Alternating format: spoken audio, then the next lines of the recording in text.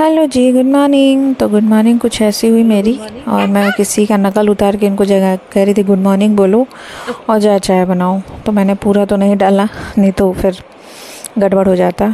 तो मैं तो ठीक हूँ, आप लोग कैसे हैं बताइएगा। तो चाय वाय इन्होंने बनाया उठ कर के, फिर हमने नाश्ता वास्ता किया, चाय पिया। फिर कुछ देर बाद मैं चली आई थी किचन में खाना बनाने। और आज भिंडी मैं कुछ अलग तरीके से बनाने वाली हूँ, आप देखते चलिए कैसे बना रही हूँ और क्या क्या मैंने डाला है वो तो आप लोग देख ही रहे हैं। ये मैंने रील वगैरह में यूट्यूब वगैरह पे देखा था, तो मैंने कहा भाई मैं भी ट्राई करती हूँ, पर उसमें प्याज नहीं पड़ा था तो मैंने नहीं डाला। क्योंकि गणपति जी आए हुए हैं सामने, तो रोज़ सुबह शाम भजन चलता है, मन एकदम अच्छा हो जाता है। मैं भी सुबह उठ जाती हूँ तो अपना पूजा आरती कर ही लेती हूँ। अब हर दिन का मैं आपको पूजा आरती दिखाऊँ, आप लोग भी बोर हो जाएंगे। और मम्मी आए हुए थे तो भाई वो भी अपना नाव आके आराम आराम कर रहे थे नाश्ता पानी करके। फिर मैं किचन में आ गई थी, तेल डाला कढ़ाई में, मसाले वगैरह मैंने मिक्सर में डाल लिए थे। मूंगफली मैंने जो रोस्ट की थी उसको ठंडे होने की तैयारी कर रही थी। और फिर मैंने इसके बाद सोच रखा था मैं क्या करूँगी खाना बनाने के बाद, क्योंकि कुछ दिन पहले मैंने दिखाया आपको कि मैं रूम वगैरह साफ़ करी थी, बेड वगैरह। फिर आज बारी है मेरे अलमीरा की, और फिर धीरे धीरे मैं सब चीज़ साफ़ करूँगी, क्योंकि मैं नहीं चाहती मैं नवरात्रि और दीपावली तक साफ़ ही करती रहूँ। मतलब मैं चाहती हूँ दीपावली तक ही सही, साफ़ तो करना ही है, पर ऐसा रहे कि मैं ऊपर ऊपर ही करूँ, डीप क्लीन ना करती रह जाऊँ। तो मैं सब कुछ इधर ही डीपली क्लीन कर दूँगी। अभी आपके 7 तारीख से पितृपक्ष शुरू हो जाएंगे, तो थोड़ी बहुत मैं उधर भी कर दूँगी। किचन की सफाई वगैरह भी मैं कर दूँगी इधर ही, ताकि ऊपर ऊपर जो रह जाएगा वो मैं फिर साफ़ करती चलूँगी, तो मेरा दीपावली तक साफ़ ही रहेगा। रोज़ रोज़ डीप क्लीन नहीं हो पाता है, तो इस वजह से। तो फिर मैंने भिंडी डाल दी, प्याज भुन गया था हल्का सा, मैंने ज़्यादा रोस्ट नहीं किया, मुझे थोड़ा सा कच्चा प्याज रखना था, क्योंकि क्या है भिंडी जब तक पकेगी तब तक प्याज भी तो पकेगा, तो प्याज जल जाता है फिर लास्ट तक। तो उसके बाद मैंने रोस्ट किया हुआ मूँगफली उठाया, बाउल में डाला, मिक्सर बाउल में या बोल में, जो भी कह लीजिए आप लोग, जार, हाँ जार में।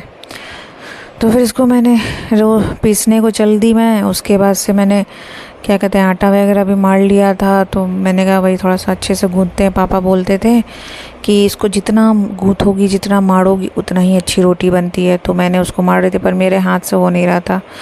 मैं सच बताऊँ, मेरे हाथ में बिल्कुल भी दम नहीं रह गया है, क्योंकि बहुत ज़्यादा पेन रहता है हाथ में। उसके बाद मैंने भिंडी में वो जो मसाले बना रखे थे सब डाल दिए मैंने, और अब इसको मैं हल्के धीमे आंच पे धीरे धीरे फ्राई करती रहूँगी, जिससे इसका स्वाद और टेस्टी हो जाएगा। ये आप लोग भी बनाइएगा, ये पराठे के साथ और दाल चावल के साथ बहुत अच्छा लगता है। और दाल को आप फ्राई कर लीजिएगा लहसुन मिर्ची के साथ, बहुत अच्छा लगता है, गजब का टेस्ट आता है। उसके बाद मैंने थोड़ा सा कैमरे को पीछे किया और फिर कढ़ाई दूसरे चूल्हे पे चढ़ाई। फिर मैंने रोटी बनाने की तैयारी की।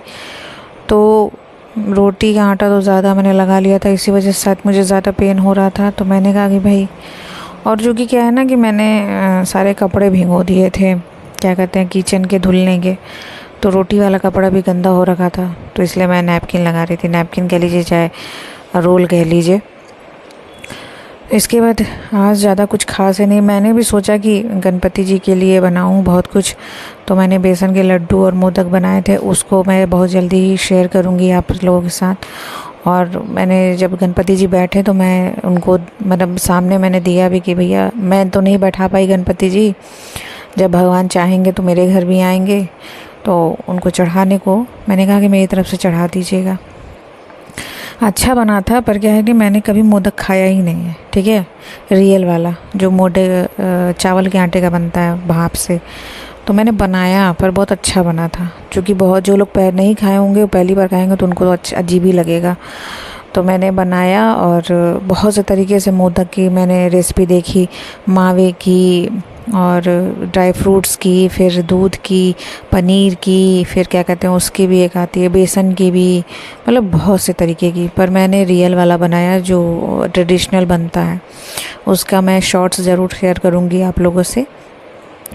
उसके बाद मैंने रोटी बेलना शुरू कर दिया, पकाना। फिर मेरी रोटी बन गई थी। फिर उसके बाद मैंने कहा भाई लास्ट रोटी है, तब तक मैं साफ़ उफ़ कर लूँ। तो बर्तन वर्तन डाल दिया मैंने धुलने में, आटे परथन बचा था तो मैंने उसको डाल दिया डिब्बे में। फिर मैं सारे बर्तन धो लूँगी। रोटियां मेरी हो गई थी। अब मैं थोड़ा सा किचन भी सही करूँगी, साफ़ करूँगी, क्योंकि आटा रोटी बनाते समय पूरा गिर जाता है। और सच बताऊँ तो इसलिए मैं नीचे कपड़े करके बनाती हूँ। पता नहीं क्यों फिर भी गड़बड़ हो जाता है, गिर जाता है, पता नहीं क्यों। सबके साथ ही ऐसा होता होगा मुझे जहाँ तक लगता है। और आजकल तो ऐसा मैंने रील वीडियो में देख रखा है, एक बड़ा सा पता नहीं क्या आ रहा है, उसमें सारे रोटी बनाओ, आटा उसी में गिरता है, फिर उसको ढक करके रख दो। इस तरह से पूरा स्लैब नहीं गंदा होता। खैर, जिसकी किचन छोटा है, जिसकी इस तरह की स्लैब है, वो तो थोड़ा सा दिक्कत में आ ही जाता होगा। पर जिसकी सही है, एक पर्टिकुलर एरिया है, तो फिर ठीक है। तो वो एक पूरे डिब्बे में आता है। उसमें रोटी बेलो, उसमें आटा भी रखो, उसमें बर्तन भी रखो, आराम से बेल उल के फिर उसको सेट कर दो। कहीं भी जिस जगह से आप लोगों का सेटअप है रख दो। बहुत ही अच्छा ट्रिक है। खैर, मैं किचन साफ़ करने लगी थी। आटा वाटा जहाँ डला था पड़ा था सब मैंने पोछा ओछा, और मुझे लगता है कि यहाँ भी गया होगा, वहाँ भी गया होगा, तो मैंने सब जगह पोछा। तब तक ये महाशय नहला रहे थे चीकू को।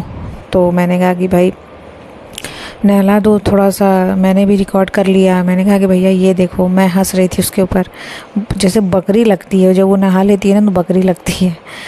तो खैर, बाल वाल अभी तो ये समझ लीजिए तीज और गणेश चतुर्थी आ गया था, तो मैंने पहले वो ब्लॉग शेयर कर दिया।